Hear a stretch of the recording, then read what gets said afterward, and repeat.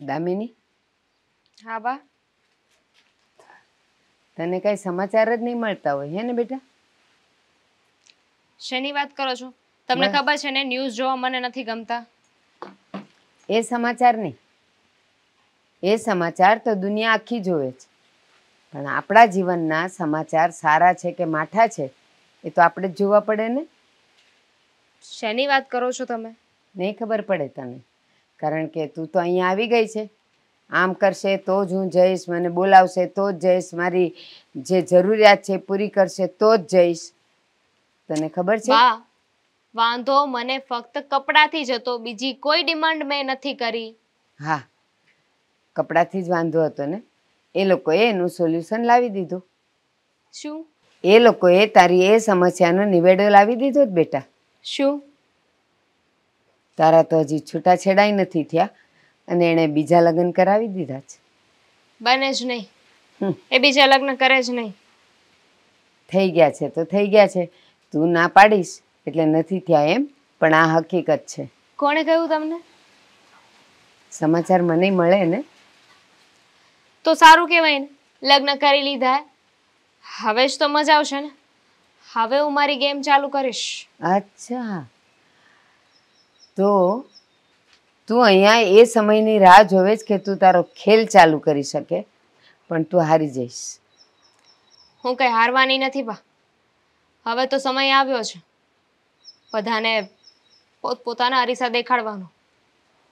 ના બેટા, આપણે બધાને અરીસા બતાવવા જઈએ ને એ પેલા અરીસામાં આપણે આપણને જોઈ લેવા જોઈએ કે આપણે ક્યાં ખોટા છીએ. મને ખબર છે હું ક્યાંય ખોટી નથી. જો હું કેસ કરીશ ને તો હું જ જીતીશ, કારણ કે હવે તો હું એમની પાસેથી કાયદેસરના પૈસા માંગીશ, ખાધા ખોરાકી માંગીશ, કારણ કે છૂટાછેડા તો એમને લીધા નથી. મને પૂછ્યા વગર, મારી મરજી વગર બીજા લગ્ન કરી લીધા છે, તો એની ભરપાઈ તો કરવી પડશે ને એ લોકોએ. ના, તું એની હકદાર નથી. એક વખત એ લોકોની સાથે જઈને, એ લોકોની સાથે મળીને એક વખત સમજોતા તો કરવું પડે ને, સમાધાન તો કરવું પડે ને. પણ એ મારા એકથી નહીં થાય ને બા. સમાધાન બંને કરવાનું હોય છે, અને સમાધાનમાં કોઈ નમતું ના મૂકવાનું હોય. હા, તો એવી વાત થાય ને કે હું મારા હથિયાર છોડી દઉં. ના ના, હથિયાર છોડવાનું કોઈ નથી કહેતું, પણ એક વખત, ફક્ત એક વખત મારા જમાઈને મળ, એની સાથે મીટિંગ કર કે એને શું કરવું છે, પછી તું એને તારી શરત મૂક. જો આમ કરશો તો હું આમ કરીશ. એ લોકોને મારી શરત ખબર જ છે. અને રહી વાત તમારા જમાઈની, તો તમારા જમાઈ દૂધના ધોયેલા નથી, એટલા બધા સારા છે તો કેમ બીજા લગ્ન કરી લીધા? મેં તો હજુ કર્યા નથી. બાકી ઘણા બધા ઘર એવા છે જ્યાં મને મારી મરજીથી રહેવા માટે મળી શકે એમ છે, પણ મેં કર્યા નહીં ને. આ કાયદેસર એમની ભૂલ છે અને આનો તો હું બદલો લઈને જ રહીશ. અરે એ લોકોની ભૂલ છે અને સજા હું શું કામ ભોગું? મારો વાંક શું હતો? ફક્ત એટલો ને કે હું જીન્સ ટી શર્ટ પહેરતી હતી, અને મને નથી લાગતું કે જીન્સ ટી શર્ટમાં કઈ બુરાઈ છે. હા, તારો વાંક એટલો જ હતો કે તું જીન્સ શર્ટ પહેરતી હતી ને એ લોકોને એ ગમતું નહોતું, તો સાસરીમાં છીએ, ન ગમતું હોય તો આપણે ન કરાય. બા, તમે સમજી નથી રહ્યા હું શું કહેવા માંગુ છું ને. એ લોકોને મારા જીન્સ ટી શર્ટથી વાંધો હતો ને, હવે હું પણ એમને જવાબ આપીશ કે જીન્સ ટી શર્ટમાં અને સાડી પહેરવાવાળીમાં ફરક શું હોય છે.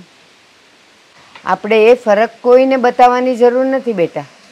બસ આપણે આપણી ફરજ સમજી જઈએ ને તો બરાબર છે. હું એ ઘરની વહુ છું ને, તો એ ઘર પ્રત્યે મારી થોડી જવાબદારીઓ પણ આવે છે, અને જવાબદારીઓ મારે નિભાવવી જ પડશે.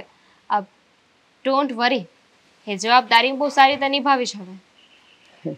સારું, મને ખબર છે કે મારા શબ્દો તારા પર કોઈ અસર નહીં કરે. તને જે યોગ્ય લાગે ને એ કર. હા બેટા.